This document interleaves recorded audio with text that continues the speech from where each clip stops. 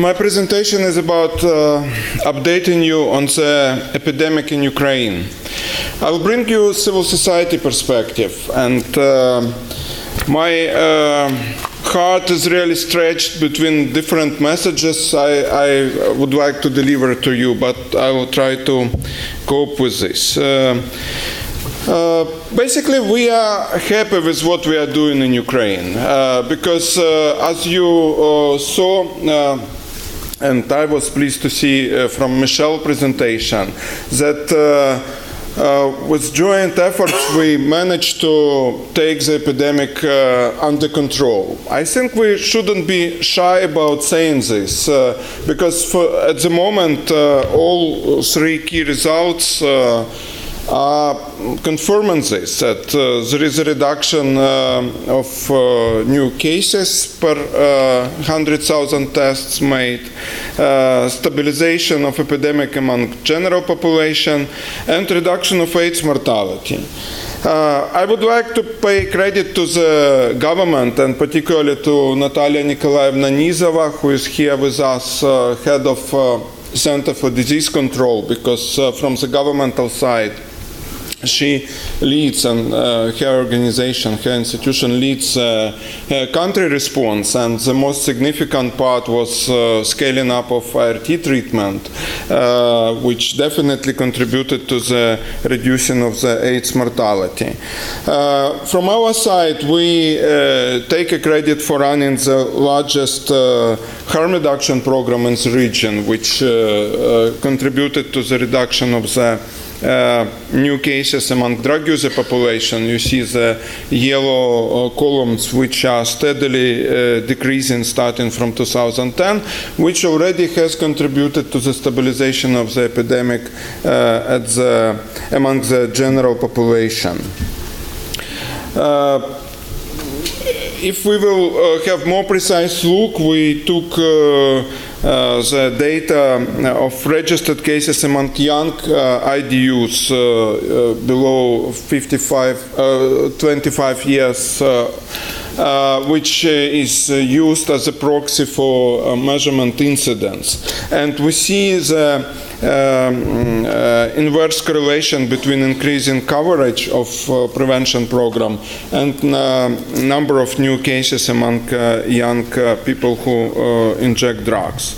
As I said, the program is quite significant. It covers, annual coverage is over 200,000 drug users. Here you see the illustration of the OST program scale up. We started in 2006 with the buprenorphine program, which is a blue part, and you see actually the dramatic increase of the uptake of the patients on methadone, which is a red part. And at the moment, it's still controversial messages, because from one side it's a huge increase. It's the largest program in the region, which covers now over 8,000 patients. From another side, it's only about 4% out of the need. So you see how huge the demand is. And I would like to bring your attention to the drop which looks very tiny and without a special marking, might be even invisible. But here we are talking about destiny of 800 people, 800 patients who were cut from OST services right after annexation of Crimea by Russian Federation. I will get back to Crimea a little bit later. But now I would like to move from epidemiology and just to bring your attention to another perspective, which is funding. Ukraine was classified as middle income country or upper middle income country or something like this, and we received the funding allocation which really put us in a deep trouble. It's a soft word I can use. Yeah. 65% decrease of HIV allocation. That's what is given to us by the Global Fund. And my question is, who is taking responsibility for this? Because it's a kind of ping-ponging, because Global Fund is saying, well, we give you an umbrella allocation and it's your business how you divide it between the years. CCM, country coordinating mechanism, says, well, it's what we were given by the Global Fund, so that's, well, I mean, that's the best we could do.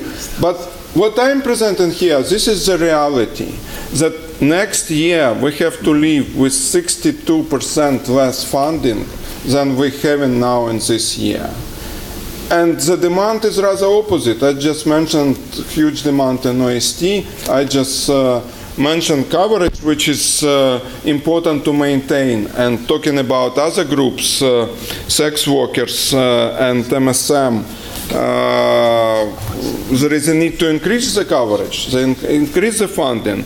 So if we will look on another chart, for funding allocation for three vulnerable groups, drug users, sex workers, and MSM, it's even more substantial decrease, because IRT will not, procurement of antiretroviral drugs will not dropping, so it will go up.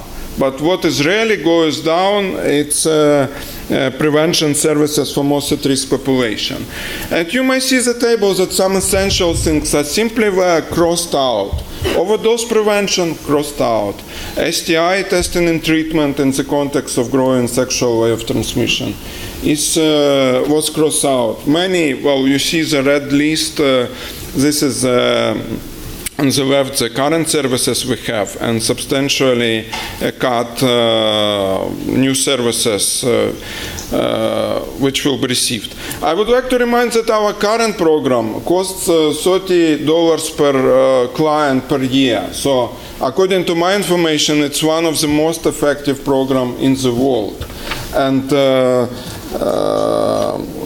now it's starting from the next year, it was cut twice to $16.47, which is unrealistic.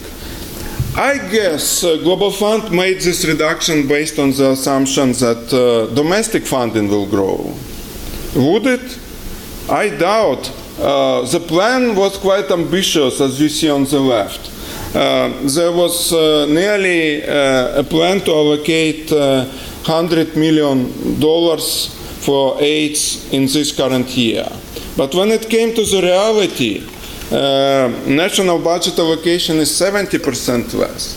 So it put us even in a bigger trouble. So we have reduction of the Global Fund funding by 62%, and reduction of the domestic funding in comparison with a well-designed and justified plan by 71%.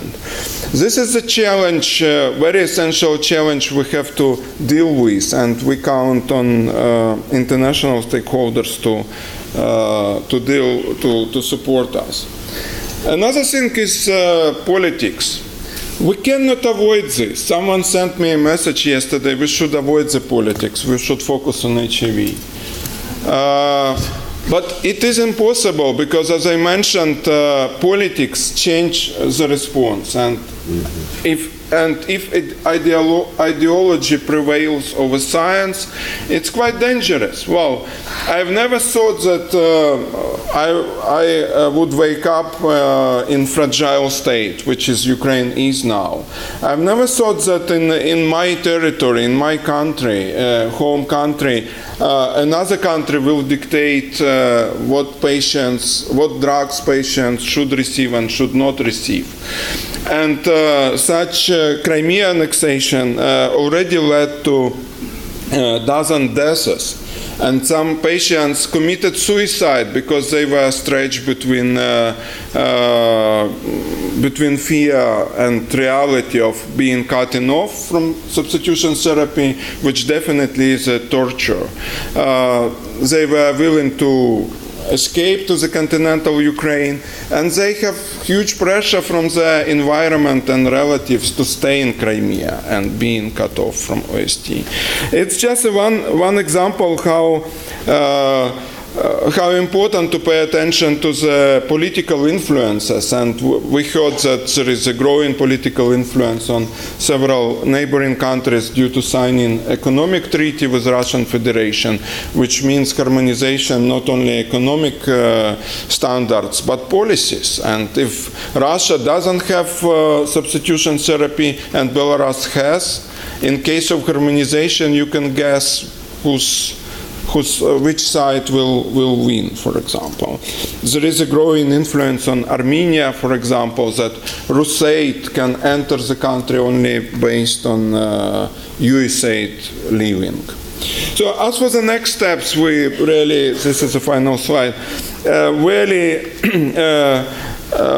looking forward for negotiations with the Global Fund in country and external stakeholders to mitigate these risks, which are huge. We set up emergency project providing services for refugees and removed patients from war zones in Crimea. We set up several less costly interventions, and we piloting outreach testing and some other interventions which can build more substantial linkages between prevention and treatment programs. Thank you so much.